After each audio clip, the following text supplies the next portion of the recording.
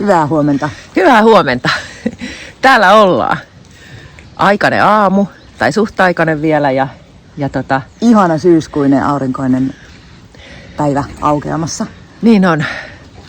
Aurinko näyttäytyy jo. Ja meillä on täällä vähän muitakin, jotka odottelee aamupalaa. Siellä on meidän Dominika. Pienin vuohi. Siellä on ehkä toisiksi pienin Veeti. Tai pienin Veeti, mutta toiseksi pienin vuohi. Ja sitten Beata. Ja muut ei ole vielä jaksanut lähteä saitauksesta. On siellä lampaita vähän, Vilppu ja Leila ja Laila. Joo. Ja kissat tossa odottelee kanssa. Lähdetäänkö antamaan aamupalaa tyypeille? Lähetään. Mä sain tällaisen kiitiläisen.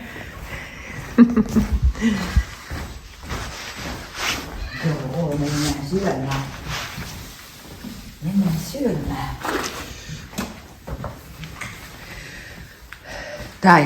Tää toimenpide ei koskaan voi unohtua. Ei, kun täällä kompastuu pieniin kissoihin, jos tätä ei muista tehdä heti ensimmäisenä. Joo, siis meillä on aina näitten kanssa vähän semmonen, että pitää vähän niin kuin vahdata, että kun tää herrasmies täällä syö aika nopeasti, meidän Raa, hän on aika nopea poika syömään, niin sit hän suuntaa itsensä tänne Himskatin kupille, kun Himskatti syö sillain niin kuin tyttömäisen hitaasti nautiskellen, niin sit pitää hänet hellävaraisesti ohjata aina tonne murokupeille, koska siellä on kuitenkin sitten taas lisää syötävää.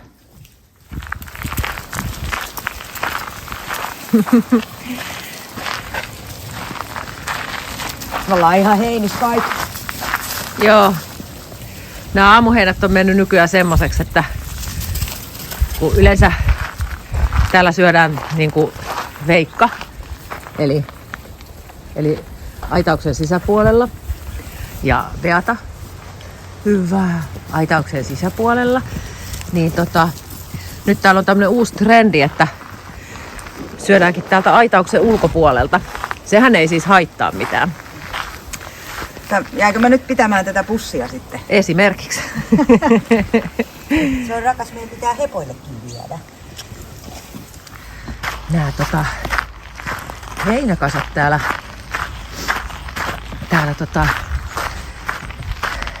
hiekkakentällä ja tarhassa niin ei ole täällä sattumoisin, vaan nämä on Aasien aamuheinät, eli Elinin ja Ellenin aamuheinät. Ja jotta heillä olisi vähän semmoista aktiviteettiakin, niin he saa sitten etsiä nämä pienet kasat täältä tarhasta, niin on sitten vähän puuhasteltavaa siinä samassa. Hetke, täällä on jo valmiina. Otetaankin nää Eelin ja Ellen täältä, eka? Niin. Ne pääsee tonne hiekkatarhaan. Me aina vähän vaihdellaan aamun fiiliksen mukaan, että kuka minnekin. Pääsevät sinne vähän piehtaroimaan. Niin. Isot korvat mukaan. Joo, ja sitten... Ei. Tuossa aina kannattaa. Pitää aina roikkua tänne sitten. Aivan hyvä. Isot korvat sullakin mukana. No niin.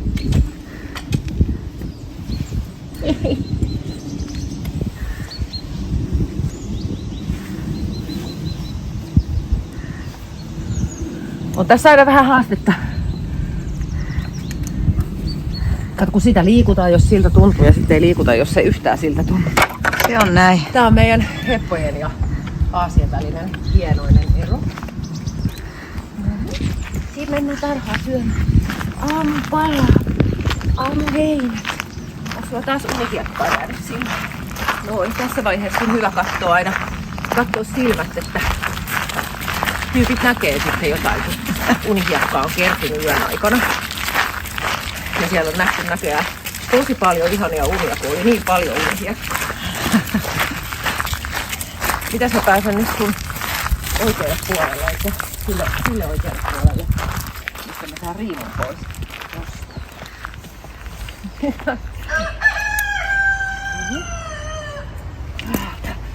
Mukavaa. Oi. No sieltä lähti. Kuka se täällä? Noniin, täällä on oma toimimies Veeti.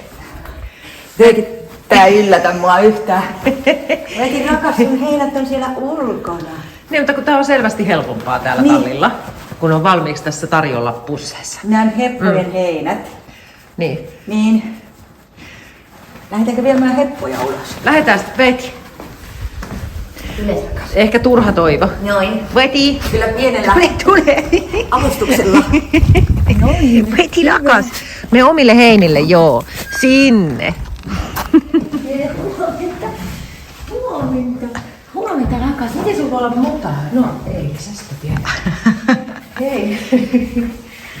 Huomenta, Caprio. Huomenta, rakas. Täällä on kaikki ihan mudassa. Senkin medukka. Lähetäänkö me... Lähdetäänkö me sitten tarhaa syömään? Lähdetäänkö me tarhaa syömään? Hän on sitten mutatarhassa eilen pientaroinut ja on nyt sen näköinen, että koskaan ei ole Caprio kyllä. Koskaan ei ole Caprio koskaan laitettu eikä harjattu. Haluan vähän rauhallisemmin siitä. Mä luulen, että mä otan nämä pienet tytöt täältä, niin otetaan sitten tuolla päässä lisää kuvaa. Siellä pojat jo pääsee ja mulla on täällä nämä pienemmät. Nyt pääsee syömään. Täällä on vähän sama juttu niin kuin tehtiin noitten Eelin ja Ellenin kanssa tuolla Aasian heinien kanssa, niin Sanna on käynyt tänne laittamassa tommosia kasoja tarpeeksi monta, ettei sitten tule riitoja, mutta niin kuin huomaatte, niin aika usein ne menee jopa ihan samalle kasalle, että kun Pakka on sitten ihan omaa luokkaansa. Että. Niin Pakka yleensä haluaa valita, että mille kasalle hän jää ja muut sitten jakaa loput.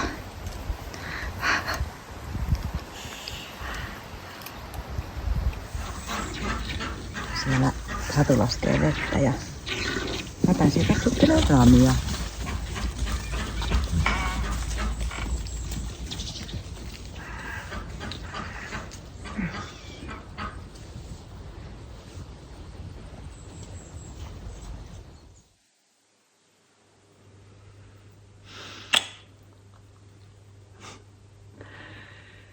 No niin, nyt on päiväheinät jaettu, siivoukset tehty. Kyllä, me ajateltiin, että me säästetään teidät niiltä siivouksilta, kun niitä tuli niin paljon kuvattua. Kaikki te tiedätte jo, että mitä täällä tapahtuu päiväaikana, niin ei aloitettu sillä. Ja kesä meni ja varovaisen toiveikkaita oltiin siinä meidän kesäkuisessa edellisessä videossa. Ja sitten loppujen lopuksi tuli se elokuun loppu ja nyt tästä on muutama viikko vierähtänyt ja mikä se fiilis sitten oli sen jälkeen, niin olihan se kesä ihan hirveä pettymys. Valtava pettymys. Ikävä sanoa, mutta näin kävi. Me vähän muutettiin sitä meidän edellisten kesien kotieläinpihatoiminnan juttua. Me vähän lyhennettiin aukioloaikoja, jotta meidän eläimillä olisi myös vapaata kesällä. Se on niillekin parasta aikaa.